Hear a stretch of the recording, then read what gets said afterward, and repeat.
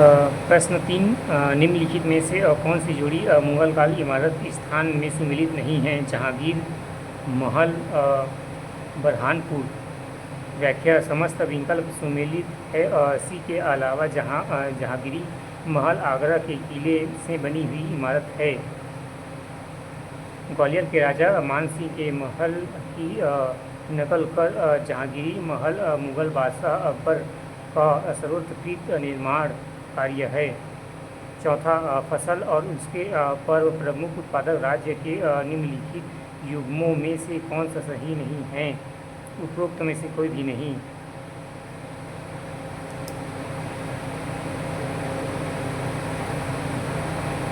चावल पश्चिम बंगाल नहीं है, गेहूं उत्तर प्रदेश नहीं है, कपास गुजरात नहीं है, राइस सरसों राजस्थान नहीं है। प्रश्न 5वां, निम्नलिखित में से कौन सी नदी घाटी गोंडवाना युगीन कोयले के भंडार की दृष्टि से सर्वाधिक महत्वपूर्ण है? दामोदर नदी घाटी। व्याख्या: दामोदर नदी घाटी से प्राप्त कोयले का उपयोग भारत में बिजली निर्माण हेतु किया जाता है। यहाँ एक ऐसी बहुउद्देशीय परियोजना है जहाँ कोयला, जल एवं गैस तीनों स्रोतों से विद्युत उत्पादन की जाती है। प्रश्न 5, निम्नलिखित में से कौन सी नदी घाटी गोंडवाना युगीन कोयले के भंडार की दृष्टि से सर्वाधिक महत्वपूर्ण है? दामोदर नदी घाटी। दामोदर नदी घाटी से प्राप्त कोयले का उपयोग भारत में बिजली निर्माण हेतु किया जाता है। यह एक ऐसी बहुउद्देशीय परियोजना है जहां कोयला एवं जल एवं गैस तीनों स्रोतों के विद्युत उत्पन्न की जाती है। प्रश्न 6, एस.पी.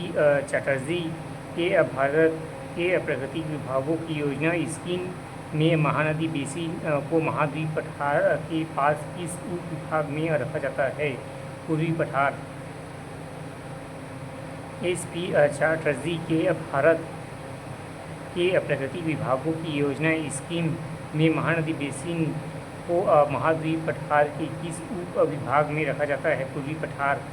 व्याख्या: श्री प्रसाद चटर्जी ने महानदी बेसिन को महाद्वीप पठार की पूर्वी पठार उप विभाग में रखा है। आप 1964 से 68 तक अंतर्राष्ट्रीय भौगोलिक संघ के अध्यक्ष रहे हैं। एस.पी. चटर्जी के भारत के प्राकृतिक विभागों की योजना स्कीम में महानदी बेसिन को महाद्वीप पठार के किस उप विभाग में रखा जाता है? पूर्वी पठार।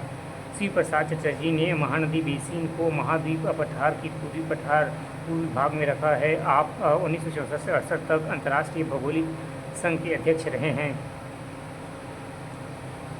7 वर्ष को भारत की जनांकी का विभाजन कहा जाता है। 1921। व्याख्या: 1911 से 1921 की अवधि में भारत की पहली एवं अंतिम बार जनसंख्या वृद्धि दर ऋणात्मक रही है। अंततः वर्ष 1921 को जनसंख्या विभाजक रेखा कहा जाता है।